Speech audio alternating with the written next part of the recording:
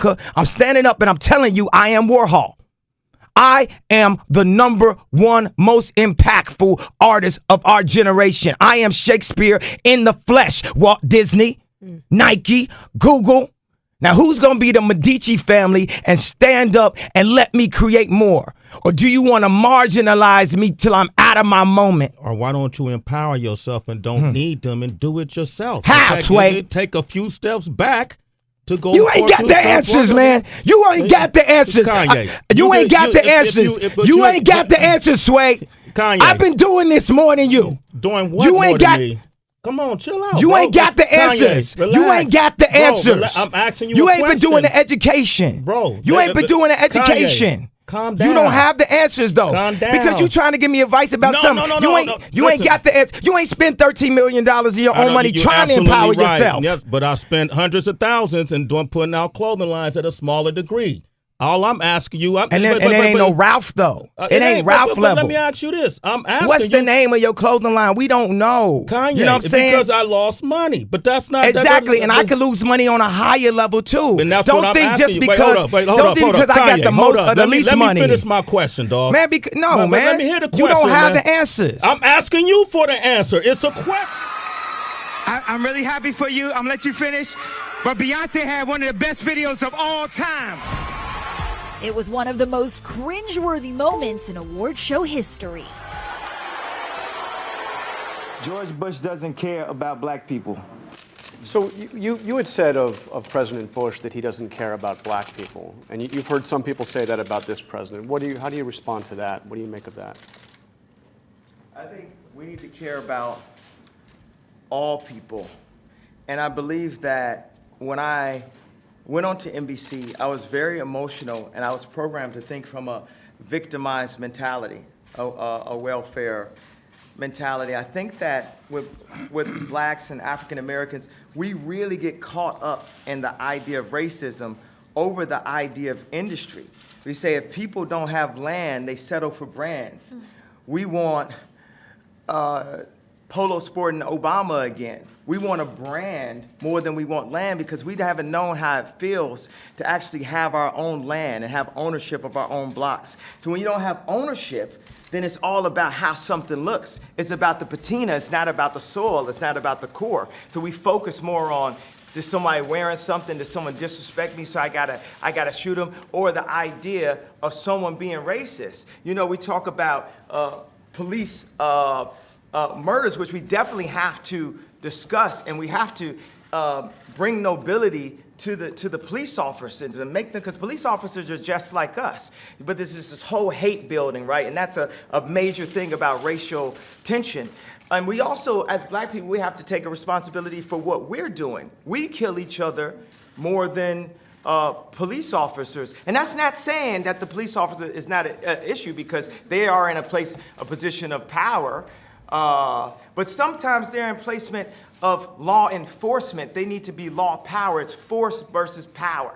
You shouldn't have to force people to do that. So a lot of times a police officer is sitting there, they're being forced to do this and forced to do that block, and then they force somebody into something and force something. We have to release the love throughout the entire country and give opportunities. A lot of times it's just the overall lack of reparations that we, at any given point, we say, oh, this is racist, this is racist, this is racist, this is racist. So we don't have the reparations, but we have the 13th Amendment. We got to open up the whole conversation. So, and that's a move, one of the moves that I love that liberals tried to do.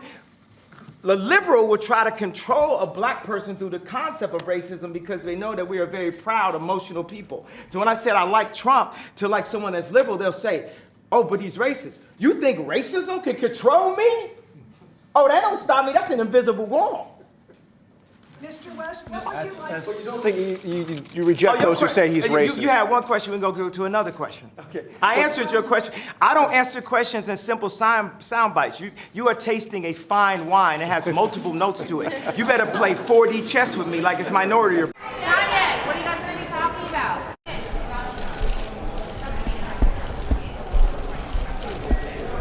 Mr. Trump, Kanye, what did you guys discuss in your meeting today? Just friends, and he's a good man. Doing well. Long time. We've been friends for a long time. life. We discussed life. Kanye in 2020. Do you think that's something you still want to do in life? Here, it sounds to me you got precisely the reaction you wanted by wearing that hat. I didn't want a reaction. You wanted a reaction. No. You knew there was going to be a reaction. I knew there was going to be a reaction, but I'm just living my life day by day, doing what I feel and what the Spirit calls upon me to do. But it also you realize opens that you up this influence dialogue that you're not apologizing, because everybody else, when they make a statement like that, they end up apologizing because they're so worried about what people say on social media. Well, you know why? You know why when I went to visit him the first time, Right after the election. Yeah, and I took the tweets down and everything. Yeah. Because I was drugged the fuck out, bro. I was drugged out. I was on opioids. 2 days after I got off of opioids, and I was addicted to opioids, 2 days I got off of opioids, I'm in the hospital, right? I'm taking hey, everyone listen to this, please. 2 days before I was in the hospital, I was on opioids. I was addicted to opioids. I had plastic surgery because I was trying to look good for y'all. I got liposuction because I didn't want y'all to call me fat like y'all called Rob at the wedding and made him fly home before me and Kim got married. I didn't want y'all to call me fat, so I got liposuction, right? And they gave me opioids, right? And I started taking 2 of them and then driving to work on the opioids, right? Then my boy, and I'd always ask my boy, you know, to hand me if it's, you know, we on tour, give me some weed, blah, blah, blah. So he had to go give me the opioids. And there was talks amongst my camp, like, Ye's popping pills, right? So when he handed this to me, he said, you know this is used to kill genius, right? So I didn't take it. 2 days later, I'm in the hospital. I was taking 2 pills a day at that time. When I left the hospital, how many pills you think I was given? 7. I went from taking 2 pills to taking 7. And she said, I'm pregnant. I said, yes. I said, no.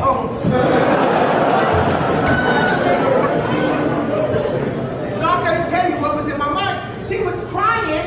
She said, I just came from the doctor. I was like, oh my God, what's in that thing? Because I was having, like, you know, the rapper's lifestyle. So she said she was pregnant, and for 1 month and 2 months and 3 months, we talked about her not having this child. She had the pills in her hand. People know these pills where you take the pills, and if you take it, it's a wrap. The baby's gone. And I have my laptop up, and I got all of my creative ideas. I got my shoes, I got my next album cover, I got communities, I got clothes, I got all this. And the screen went black and white. And God said, if you f my vision, I'm gonna f yours. And I called my wife. And she said, we're gonna have this baby. I said, we're gonna have this child. My mom saved my life. My dad wanted to abort me. My mom saved my life.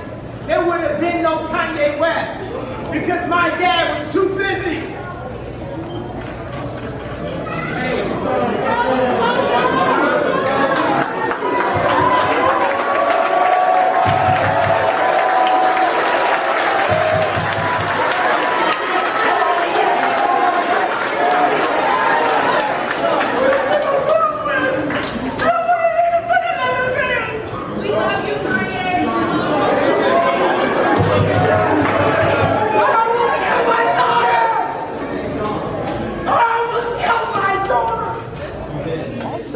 I'm envious of the Jewish people. I'm envious of how they don't abort their children.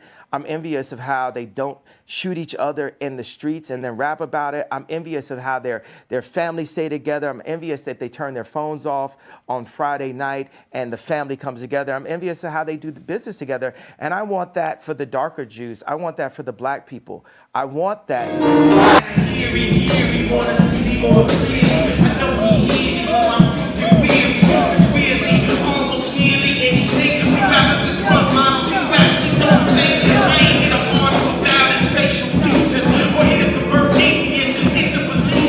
I'm just trying to say